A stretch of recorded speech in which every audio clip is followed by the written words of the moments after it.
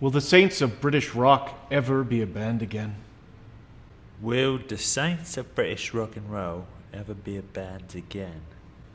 Look, man, I mean, is we the band or is the band us? You know what I mean? Like, is we playing the music or is the music playing us? You know what I mean, yeah? Like, what is the nature of sound, man? Like, how does consciousness transcend through time and space? Will you ever speak to each other again? What's up with the blooming question, man? What does everybody want to talk about at the end? Why not talk about how the Saints began, man? Now that's an interesting story, man. Okay. How did the Saints begin? Well, me had a typical childhood, just like everybody else, you know. Me had 33 servants, just like everybody else. Me lived in a castle, just like everybody else. Me went to the London Academy for overprivileged children, just like everybody else. I mean, me's the greatest rock and roll musician on the planet, man. You know, me's quite a bloody blooming role model for the children of the world, man. Me grew up in a pub in Bradford. Me had 3 sisters. Me mum was a prosy. Me learned how to play the bass when me was 3. And me never learned to read or write except pictures. Well, my parents supported me my whole life, yeah? I mean, like, ever since me was a little bloke, me's had loads and loads of loves all around me, yeah? When me was little, you know, my parents noticed me natural abilities for rock and roll, yeah? And so, you know, they bought me my first cowbell. They got me lessons with the greatest cowbellers of all time, you know? Me had me servants practicing for me for 13 hours a day. You know, me didn't have time for kindergarten, but, you know, you make sacrifices for things you love, like rock and roll, yeah? Me started my first rock and roll band when me was a little bloke, you know, cream pudding, yeah? On me cowbell and a recorder. It's absolutely brilliant time. Me spent most of my childhood in the pub, yeah? Me mum was always upstairs having a brilliant time, and me was drinking loads and loads of alcohols and things. By the time me was 10 years old, me learned how to write brilliant rock and roll tune in the bass, man. He was already top of the pops in London. He was quite successful. When me was 13, yeah, me went to America. And me was having loads and loads of influence on loads of artists like Elvis, Roy Orbison, Muddy Waters, Jerry Lee Lewis. But, you know, me was really missing that rock and roll sound, yeah, the full rock and roll sound. Like, me need like a bass, yeah? And in London, we've got a saying, if you need a bass player, go to Bradford's. So I did. So me's playing at the pub in Bradford, yeah? Me sees this bloke singing the most brilliant lyrics me's ever heard me whole life. And while he's doing it, yeah, he's playing the greatest rock and roll bass me's ever seen. And me's from London, yeah? So when he's done, you know, me goes up, punches him in the face 3 times.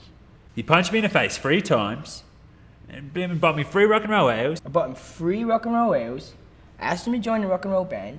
We went to the rock and roll studio. The rest is history, man. What year was that?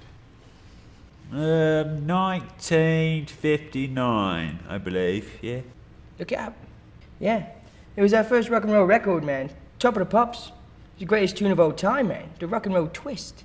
What was it like to be on top of the world in London in 1961? It was absolutely a brilliant time, you know. Coffees with the Queen, tea with the Dalai Lama, you know, lunch with Ginger Baker, afternoonsies with Hendrix, blooming supper with Margaret Thatcher, yeah? Parties with King Arthur and Peter Tongue. It's absolutely brilliant. Oh, it's absolutely brilliant. Me couldn't leave me house without having sex at least 3 times. Me was living me life by the 4 pillars of rock and roll. Peace, love, unity, and having a brilliant time. Oh, absolutely. The 4 pillars of rock and roll, man.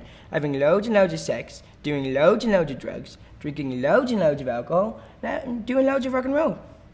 It's absolutely brilliant time. So the first thing we really did was we took the monies from the Rock and Roll Twist record, we blooming got Rock and Roll Automobile, and then we wrote a tune about it. It was brilliant, wonderful time in London.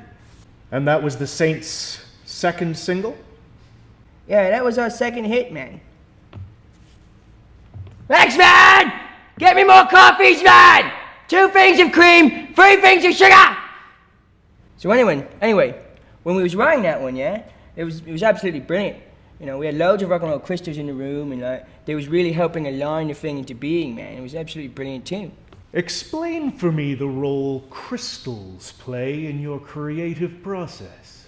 Crystals is quite an important thing in rock and roll, yeah? All rocks is crystals. They have a crystalline structure.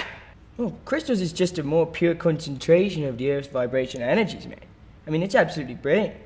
you take the thing, you put it up to your third eye chakra. It's absolutely brilliant time, man. It's transcending through time and space, man. Transcending time and space? Yeah, man. Alright, so this one time me and Rocco was walking through the English countryside, right? And we look up, and there it is, Stonehenge, right on the horizon, yeah?